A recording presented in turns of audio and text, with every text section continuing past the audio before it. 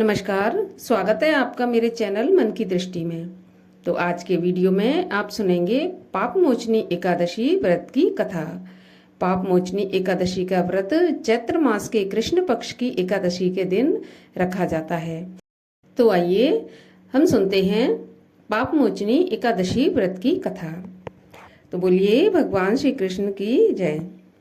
महाराज युधिष्ठिर ने भगवान श्री कृष्ण से चैत्र मास के कृष्ण पक्ष की एकादशी के बारे में जानने की इच्छा प्रकट की। तो वे बोले, राजेंद्र, मैं तुम्हें इस विषय में एक पापनाशक उपाख्यान सुनाऊंगा, जिसे चक्रवर्ती नरेश मानधाता के पूछने पर महर्षि लोमस ने कहा था। मानधाता ने पूछा, भगवान, मैं लोगों के हित की इच्छा से यह सुनना चाहता हूँ कि चैत्र मास के कृष्ण पक्ष में किस नाम की एकादशी होती है, उसकी क्या विधि है तथा उससे किस फल की प्राप्ति होती है। कृपया ये सब बातें मुझे बताइए। लोमश जी ने कहा, हे राजन, पूर्व काल की बात है।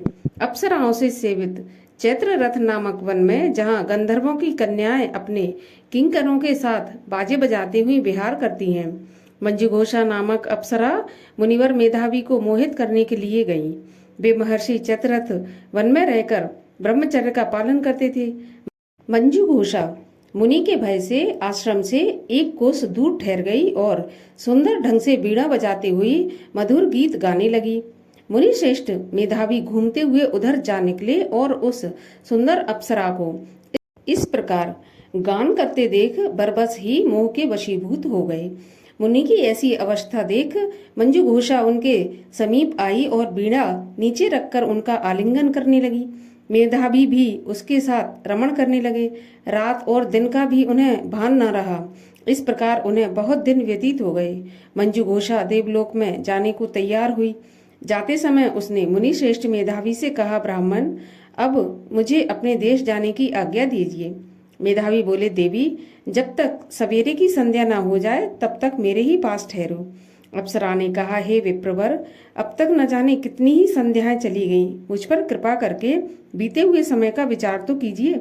लोमश जी कहते हैं, राजन, अप्सरा की बात सुनकर मेधावी चकित हो उठे।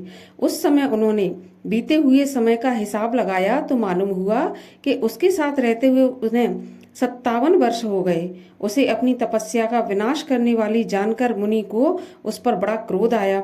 उन्होंने शाप देते हुए कहा, पापिनी, तू पिशाची हो जा। मुनि के शाप से दग्ध होकर वह विनय से नतमस्तक हो बोली, हे ब्राह्मण, मेरे शाप का उद्धार कीजिए। 7 वाक्य बोलने या 7 पद साथ साथ चलने मात्र से ही सत्पुरुषों के साथ मैत्री हो जाती है। हे ब्राह्मण, मैंने तो आपके साथ अनेक वर्ष व्यतीत किए हैं, अतः स्वामी मुझ पर कृपा कीजिए। मुनि बोले, भद्रे, क्या करूं? तुमने मेरी बहुत बड़ी तपस्या नष्ट कर डाली है। फिर भी सुनो, चैत्र कृष्ण पक्ष में जो शुभ एकादशी आती है उसका नाम है पाप मोचनी। वह शाप से उद्धार करने वाली तथा सब पापों का क्षय करने वाली है। सुंदरी, उसी का व्रत करने पर तुम्हारी पिशाचता दूर हो जाएगी। ऐसा कहकर मेधावी अपने पिता मुनि वर च्यवन के आश्रम गए। उन्हें आया देख च्यवन ने पूछा, बेटा, ये क्या किया? तुमने तो अपने पुण्य का नाश कर डाला। मेधावी बोले, पिताजी, मैंने अप्सरा के साथ रमण करने का पातक किया है। अब आप ही कोई ऐसा प्रायश्चित बताइए जिससे पातक का नाश हो जाए। च्यवन बोले, बेटा, चैत्र कृष्ण पक्ष में जो पाप मोचनी एकादशी आती है उसका व्रत करने पर पाप राशि का विनाश हो जाएगा। पिता का यह कथन सुनकर मेधावी ने उस व्रत का अनुष्ठान किया। इससे उसका पाप नष्ट हो गया और वे पुनः तपस्या से परिपूर्ण हो गए। इसी प्रकार मंजुघोषा ने भी उस उत्तम व्रत का पालन किया। पाप मोचनी का व्रत करने के कारण वह पिशाच योनि से मुक्त हुई और दिव्य रूप धारणी श्रेष्ठ अप्सरा होकर स्वर्ग लोक में चली गई।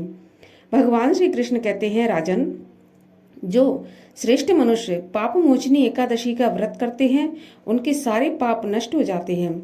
इसको पढ़ने और सुनने से सहस्त्र गौदान का फल मिलता है। ब्रह्म हत्या, सुवर्ण की चोरी, सुरापान और गुरु पत्नी गमन करने वाले महापातक भी इस व्रत को करने से पाप मुक्त हो जाते हैं। यह व्रत बहुत ही पुण्यमय है। तो भक्तों, इस प्रकार पापमोचनी एकादशी की कथा समाप्त हुई। जो भी भक्त इस पापमोचनी एकादशी का व्रत करते हैं वो इन महान पाप जो कि इस कथा में गिनाए गए हैं उन सबसे मुक्त हो जाते हैं। और यदि आपको कथा अच्छी लगी हो तो वीडियो को लाइक, शेयर और चैनल को सब्सक्राइब कीजिए। मेरे वीडियो में अंत तक बने रहने के लिए आपका बहुत बहुत धन्यवाद। मैं मिलती हूँ आपसे अगले वीडियो में, तब तक के लिए राधे राधे, जय माता की।